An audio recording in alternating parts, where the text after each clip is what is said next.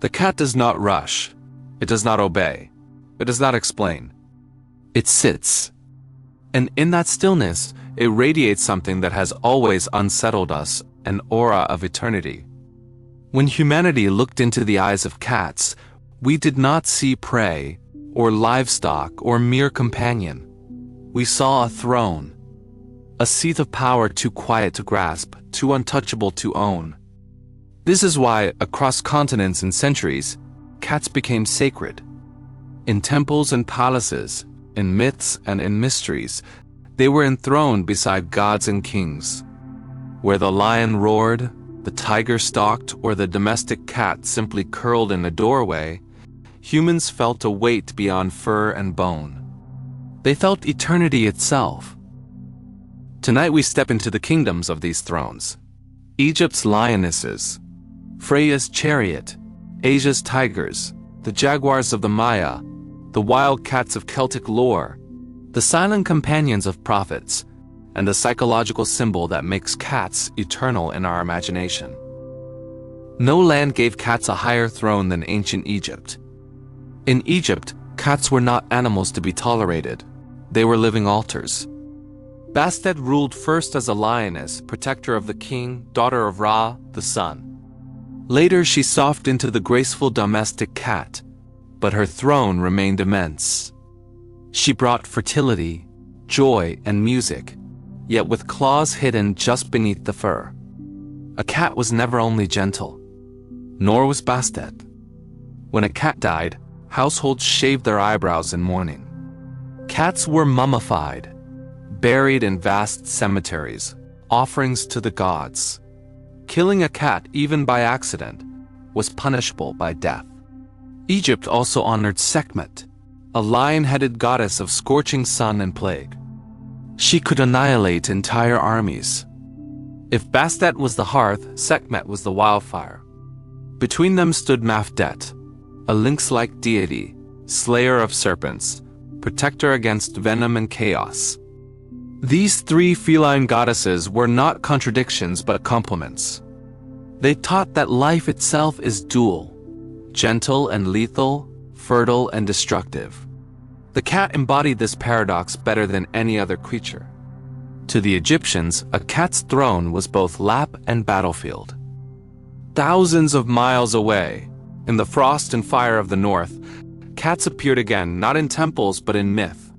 Freyja, goddess of love, beauty, war, and magic, rode in a chariot drawn by two cats. This detail stands out. Most gods of the Norse had fierce companions, Odin's wolves and ravens, Thor's goats, Frey's golden boar. Yet Freyja was carried by cats. Why? Because cats symbolized the paradox Freyja herself embodied. She was the goddess of desire but also of death, of fertility but also of sorcery. Cats, too, are affectionate but untamed, present yet independent. They lie in your arms but never belong to you. The Stoics warned, attachment without freedom becomes slavery. Freyja's cats reveal the lesson. True love does not beg. It does not bind, it moves freely, and only then is it sacred. In Norse homes, cats were valued for keeping granaries safe from mice. Yet even then, they seemed otherworldly. To place cats in a goddess's harness was to admit, these creatures move closer to magic than to mere survival. In Asia, the feline throne grew immense. No longer household companion, but cosmic guardian.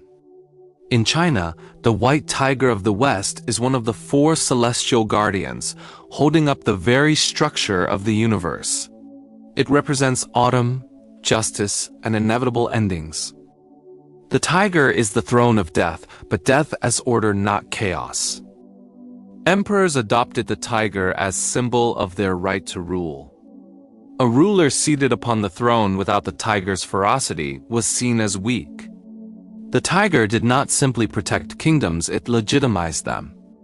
In India, the goddess Durga rides a tiger or lion into battle. She smiles serenely, even as she slays demons. The feline beneath her is not just a mount, it is the embodiment of her courage and divine authority.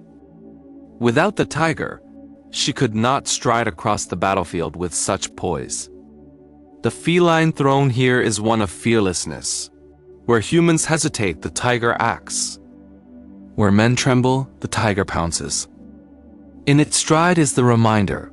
Sovereignty means refusing to cower before the abyss. In Japan, cats sit on stranger thrones, shifting between protectors and omens. The Bakeneko, or changed cat, was believed to arise when an ordinary house cat lived too long. Its tail split in two, its eyes gleamed with fire.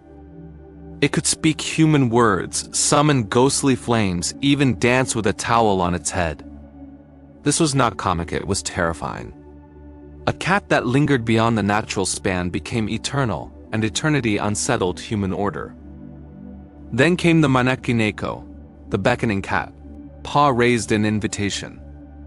Today, it is a symbol of good fortune placed at shop entrances, but its roots are older, a guardian spirit inviting prosperity and warding off evil.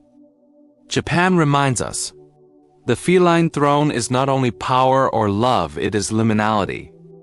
Cats cross thresholds. They live half in our homes, half in the night. They watch what we do not see, and that watchfulness makes them sacred.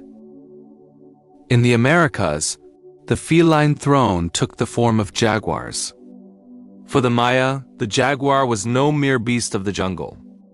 It was the animal of the underworld, the night sun that traveled beneath the earth. Kings wore jaguar pelts as sacred mantles, declaring their role as mediators between realms.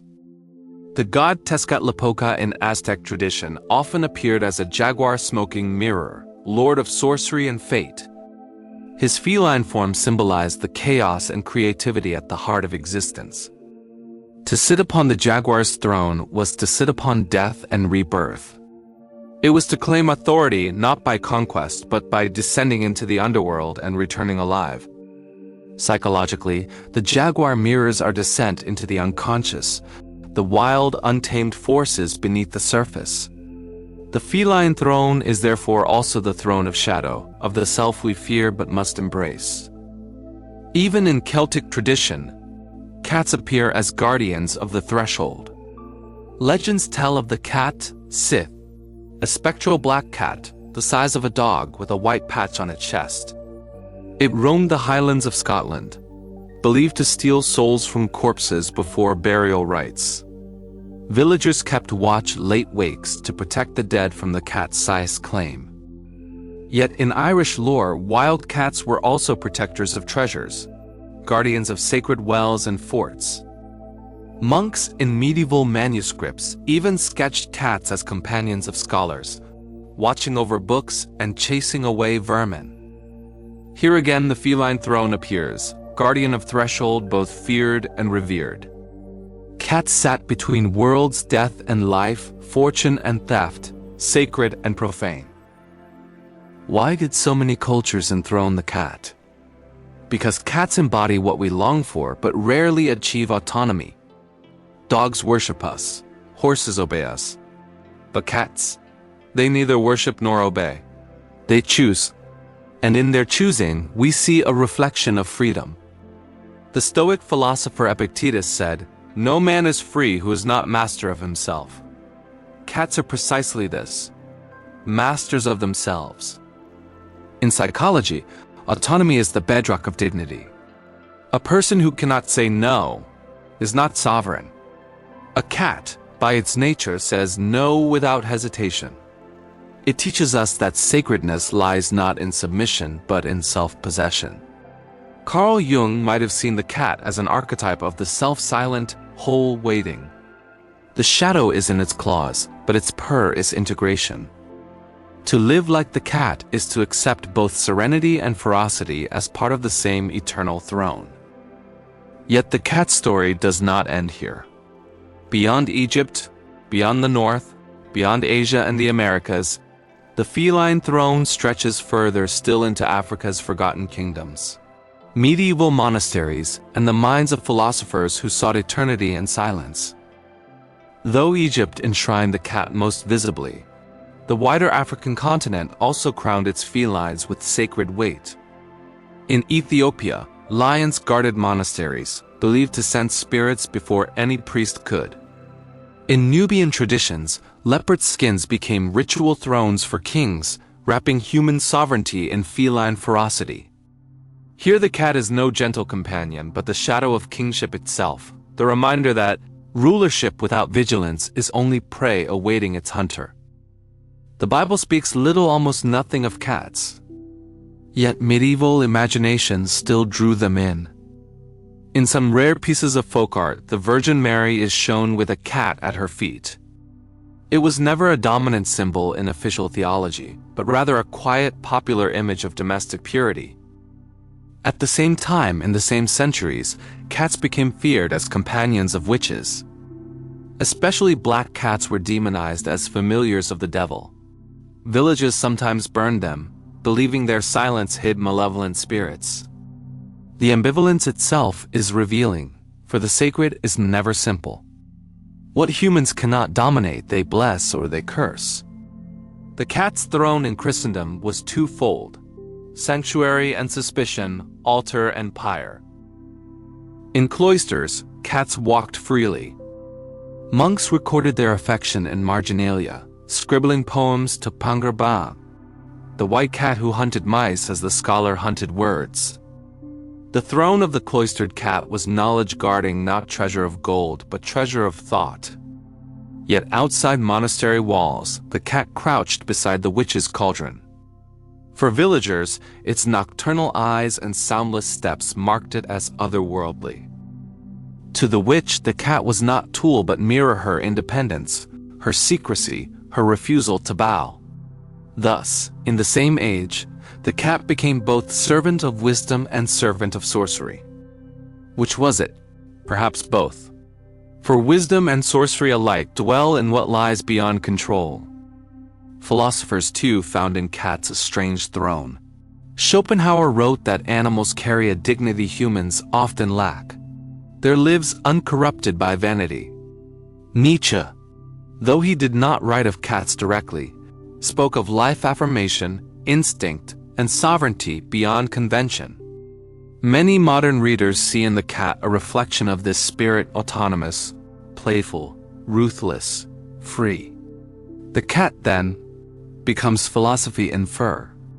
It teaches without speaking that sovereignty is not given, it is lived. That eternity is not reached by conquest but by stillness. That the greatest throne may be nothing more than a silent watch at dusk. In Jungian thought, the cat is the archetype of the feminine mystery. Alluring, elusive, untamed. It is anima and shadow both, slipping between warmth and menace. To dream of a cat is to dream of the part of the self that refuses definition, that resists domestication, that remains eternal. This is why the cat fascinates and unsettles us. It is not a mirror of who we are, but of who we could be if we were not chained by fear. The throne of the cat eternal is, in truth, the throne of our own undiscovered self. Cats all around the world, from Egypt's temples to the cat sleeping in the prophet's robe. One lesson repeats. The cat does not serve. The cat enthrones. Its throne is not always golden. Sometimes it is a sunlit windowsill, sometimes a battlefield. Sometimes the lap of a goddess, but always it is sacred. Because the cat reminds us, eternity is not loud, it is patient. It waits silently watching until we remember who we are. When you look into a cat's eyes, you look into the same gaze that priests once feared, that goddesses once rode, that emperors once claimed, that prophets once honored. You look into a throne older than kingdoms. The sacred throne is not only in the heavens. Sometimes it is curled at your feet, tail twitching, eyes half closed. Do not dismiss it as ordinary. To honor the cat is to honor eternity itself. To learn from the cat is to learn sovereignty, dignity, patience, and the balance of shadow and light. The cat eternal still sits upon its throne. The only question is whether we are wise enough to bow before it. If you want to explore more myths, more shadows, more sacred thrones, subscribe to the channel. The stories of gods, beasts, and symbols are not finished, and neither are you.